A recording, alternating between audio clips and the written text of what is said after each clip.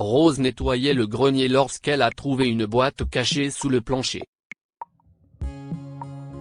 À l'intérieur, elle découvre un collier de grande valeur volé lors d'un braquage en bande organisé dans une bijouterie où elle avait travaillé il y a plus de 50 ans. Son cœur s'emballe lorsqu'elle réalise que son mari, depuis 50 ans, est l'un des voleurs. C'était par un agréable samedi matin que Rose, 76 ans, et Jack, son mari depuis 50 ans, ont terminé une chaleureuse conversation autour d'une tasse de café et de crêpes. Rose poussa alors un lourd soupir et regarda Jack momentanément. Elle avait décidé de nettoyer le grenier, mais savait que Jack serait trop paresseux pour l'aider. C'était ridicule de devoir nettoyer le grenier toute seule, alors que ses genoux lui faisaient mal et que son dos était raide. Mais Rose n'avait pas le choix.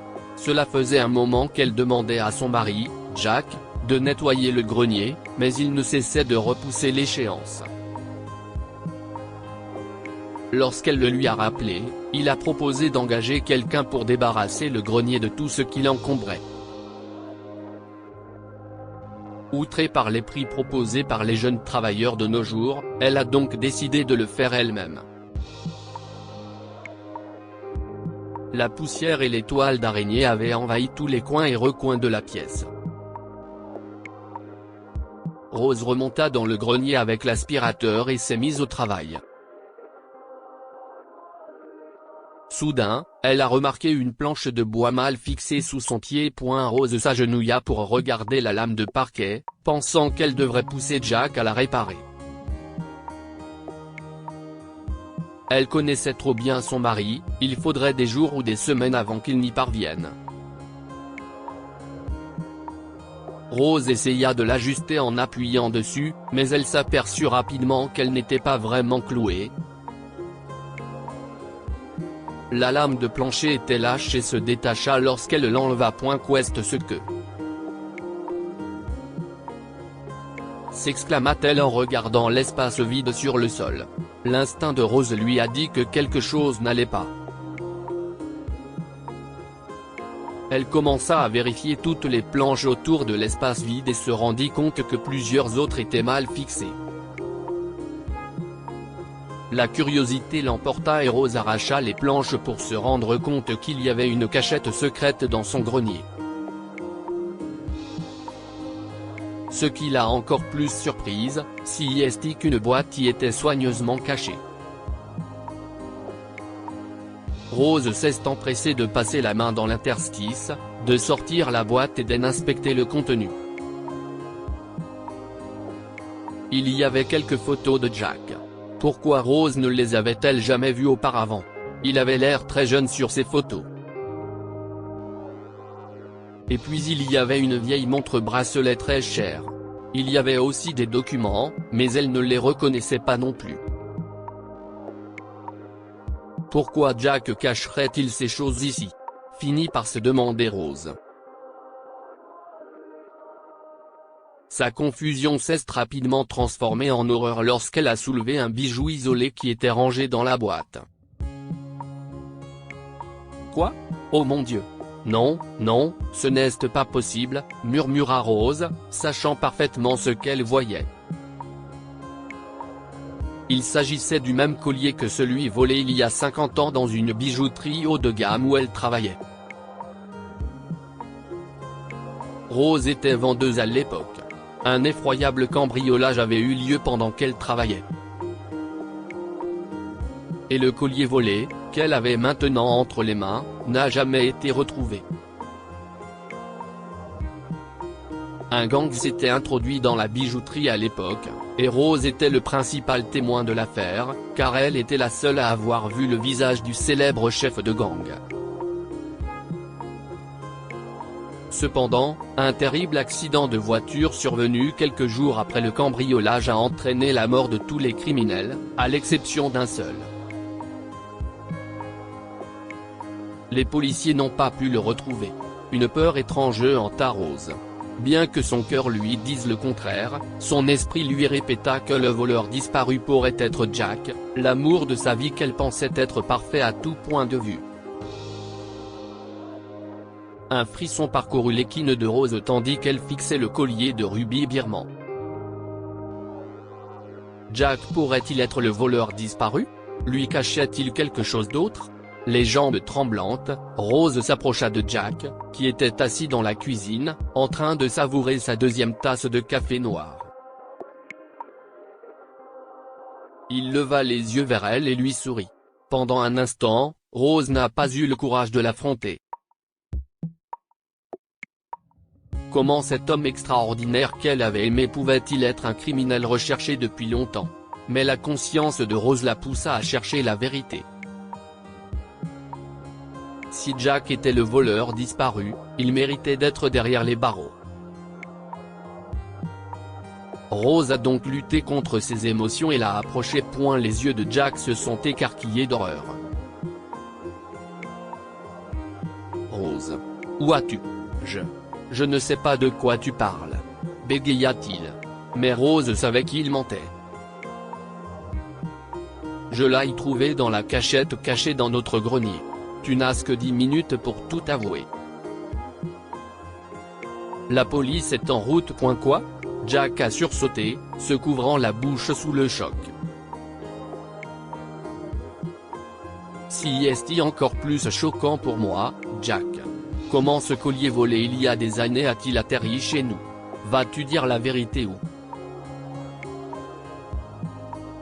Jack s'adossa à sa chaise, l'air vaincu. D'accord, soupira-t-il. Tu as raison. Si est-il bien moi? Je l'ai volé il y a des années. Mais il y a autre chose que tu ne sais toujours pas. Dit-il en se remémorant l'incident fatidique. Il y a plus de 50 ans. Ne bougez plus. À armes au sol. Une escouade de policiers a fait irruption dans la bijouterie où travaillait Rose. Une vague de soulagement s'abattait sur les employés pris en otage par les bandits sous la menace de leurs armes. Mais cela n'a pas duré longtemps. L'un des voleurs s'est emparé de Rose et l'a prise en otage sous la menace d'une arme. Personne ne bouge. Ou je lui fais sauter la tête, hurla-t-il. Laissez partir mes hommes. Ou elle mourra, déclara Barr. Reculez. Maintenant. Rose était terrifiée, et les policiers étaient obligés d'écouter Barr. Prenez vos affaires, les gars, a-t-il dit. Courez. Barr traîna Rose hors du magasin tandis que lui et ses compagnons se dirigeaient vers leur camionnette près de l'entrée arrière. À l'aide. S'il vous plaît. À l'aide, cria Rose, mais Barr la poussa sur la banquette arrière. Ferme ta bouche. Ou je tire sur ce truc. Barr gratta le métal froid de l'arme contre sa tempe alors que le van démarrait en trombe. Rose a sursauté lorsqu'elle a jeté un coup d'œil dans le rétroviseur et a vu les voitures de police qui les suivaient. Une lueur d'espoir jaillit dans ses yeux. Mais à sa grande horreur, la camionnette fit une embardée dans une ruelle et les policiers perdirent la trace du véhicule des voleurs. Ils pensaient vraiment pouvoir nous attraper? Se moqua l'un des bandits. Sans la moindre voiture de police en vue, Rose se sentait impuissante. Elle ne savait même pas si elle s'en sortirait vivante. Si est-il alors qu'elle vit une opportunité de s'échapper. Rose se pencha plus près de la fenêtre et remarqua que la camionnette approchait du carrefour.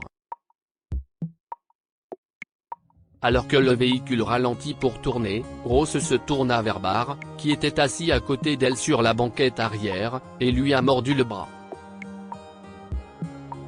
Il recula de douleur et, saisissant cette occasion, Rose ouvrit la portière et sauta hors de la camionnette. Elle courut aussi vite que ses jambes le lui permettaient. Bon sang. Suivez-la, hurla Barr. Mais lorsqu'il entendit les sirènes approcher, il ordonna à son homme au volant de semer les policiers.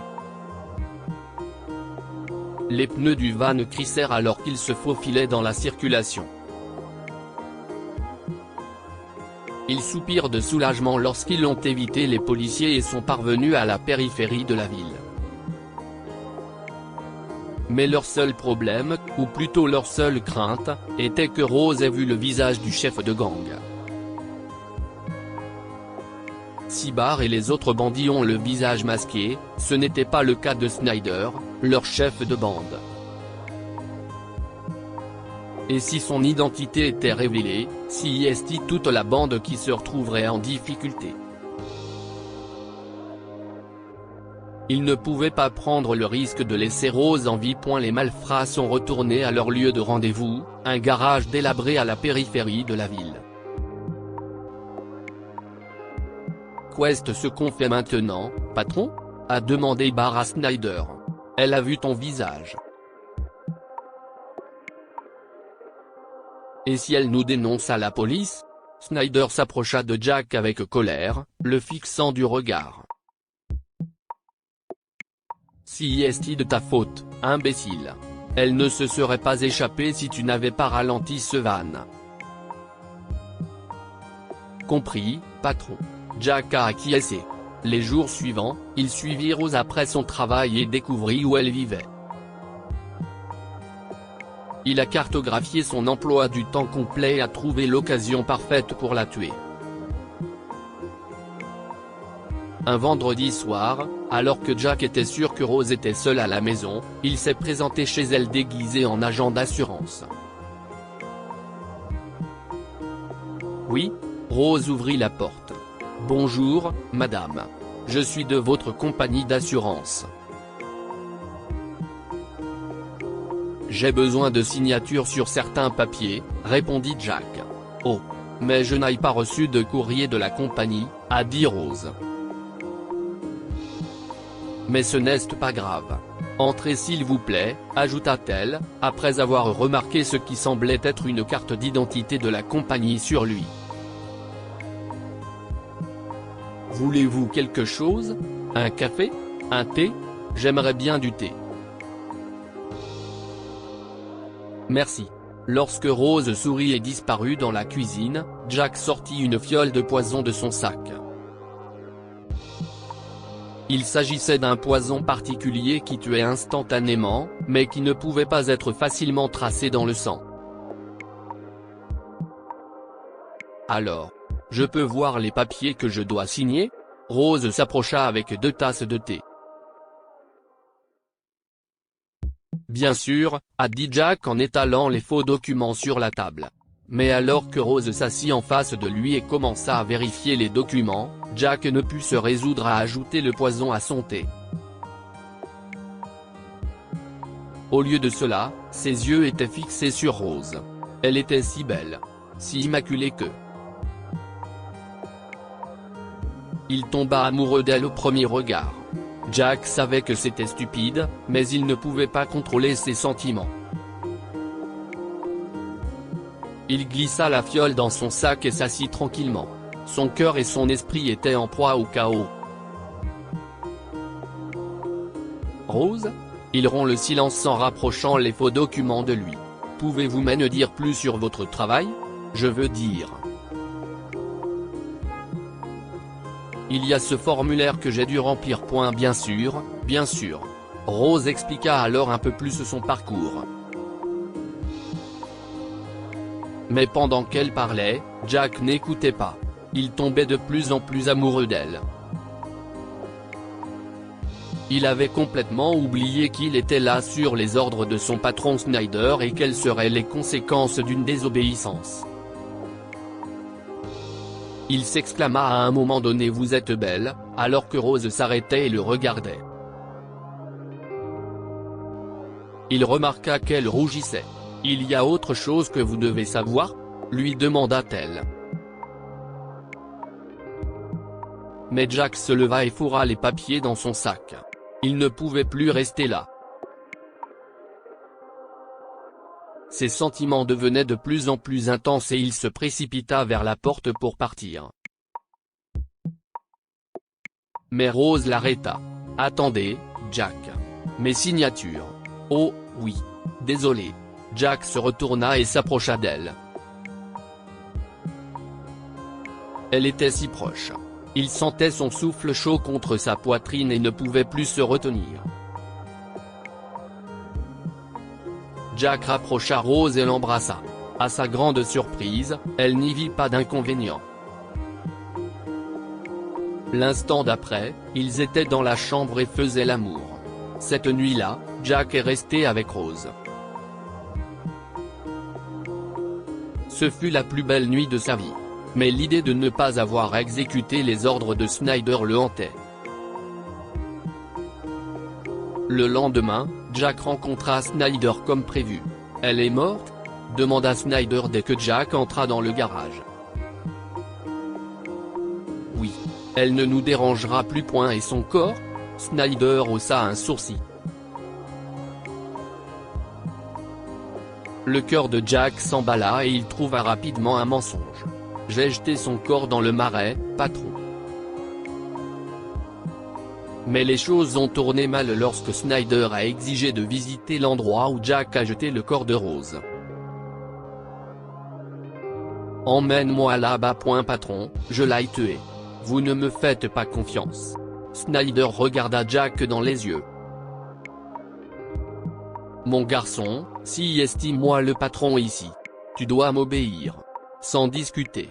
Monte dans le van et conduis. » Jack prit nerveusement le volant. Il savait que Snyder les tuerait, lui et Rose, s'il découvrait que Jack avait menti. L'esprit de Jack est devenu vide. Il ne savait pas quoi faire ni comment aider Rose et lui-même. Alors qu'il continuait à conduire sans but précis, une idée lui vint à l'esprit. « Qu'est ce qui vous prend tant de temps ? Où avez-vous exactement jeté son corps ?» Snyder s'impatienta. « Nous y sommes presque, patron. » Jack prit un virage serré sur la route forestière, affirmant qu'il s'agissait d'un raccourci vers le marais. Snyder l'a cru. Jack appuya sur l'accélérateur et accéléra. La camionnette atteignit sa vitesse maximale et s'approcha d'un pin géant. En une fraction de seconde, la voiture s'est encastrée dans l'arbre. Le capot a basculé et un bruit sourd a brisé la tranquillité des bois avant que tout ne redevienne silencieux. Quelques instants plus tard, Jack a ouvert les yeux et s'est extirpé du véhicule, incapable de croire qu'il avait survécu à l'accident. Il avait été sauvé en étant attaché au siège. Des fumées se sont échappées du moteur et, quelques secondes plus tard, la camionnette était la proie des flammes, tuant tous ses compagnons.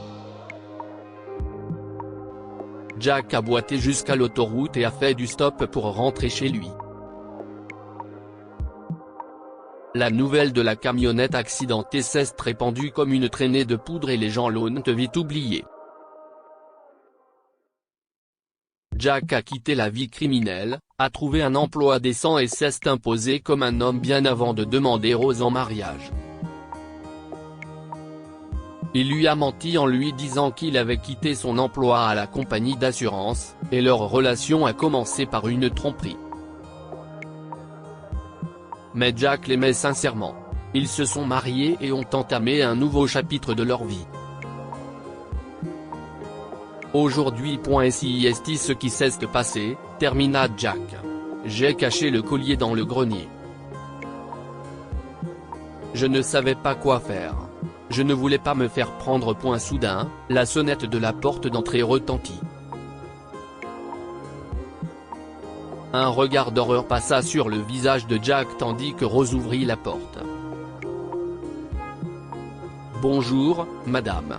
Vous avez dit que vous aviez identifié un suspect de vol ?» demanda un officier de police. Rose regarda Jack, puis l'officier. « Dites-nous ce que vous pensez de cette histoire et partagez-la avec vos amis. » Elle pourrait les inspirer et illuminer leur journée.